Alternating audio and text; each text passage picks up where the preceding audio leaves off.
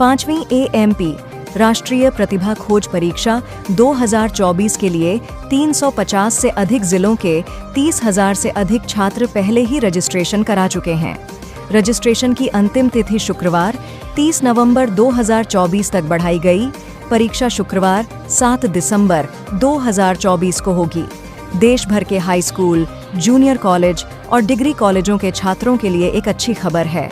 Association of Muslim professionals AMP ने अपनी राष्ट्रीय प्रतिभा खोज परीक्षा NTS 2024 के लिए छात्रों के मुफ्त रजिस्ट्रेशन को 30 नवंबर 2024 तक बढ़ाने का फैसला किया है।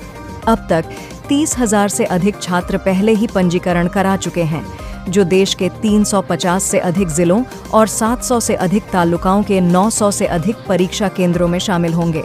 रजिस्ट्रेशन तिथि विस्तार से उन छात्रों को बहुत मदद मिलेगी जो विभिन्न कारणों से अब तक प्रतिष्ठित परीक्षा के लिए रजिस्ट्रेशन नहीं करा सके थे। परीक्षा शनिवार 7 दिसंबर 2024 को आयोजित की जाएगी और सभी श्रेणियों के लिए परीक्षा की अवधि 11 बजे से 12:30 तक होगी। एक बड़ी तंजीम है जिसका कि नाम AMP है, यानी कि एसोसिएशन ऑफ मुस्लिम प्रोफेशनल्स। ये मुल्क में बड़े पैमाने पर मुख्तलिफ सेक्टर्स में, एजुकेशन में, एम्प्लॉयमेंट में, इकॉनमी डेवलपमेंट में बड़े पैमाने पर काम कर रहे हैं। और इस सिलसिले में एजुकेशन की फील्ड में बच्चों को एजुकेशन में आगे बढ़ाने के लिए इन लोगों ने AMP ने स्कॉलरशिप का ऐलान किया है, जिससे कि जो बच्चे पैसे की कमी की वजह से कोर्सेज नहीं कर पाते हैं, ख़ासकर प्रोफेशनल कोर्सेज नहीं कर पाते हैं, उनको इस सिलसिले में उनकी हेल्प की जाए। तो ये इसमें AMP ने ये तय किया है कि ये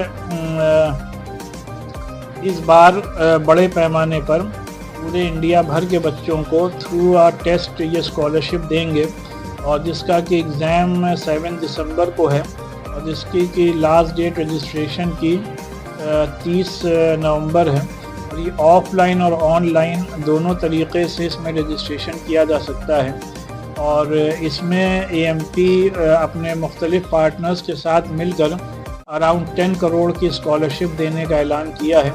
इस सिलसिले में AMP के अहम ज़िम्मेदार जनाब सैयद शुएब साहब इसकी तफसील आप लोगों को बताएंगे। देखिए, इसमें जो भी बच्चे किसी भी, चाहे वो सरकारी में पढ़ रहे हों चाहे प्राइवेट में पढ़ रहे हों, जहाँ तक पार्टिसिपेशन की बात है वो सभी के लिए ये खुला हुआ है।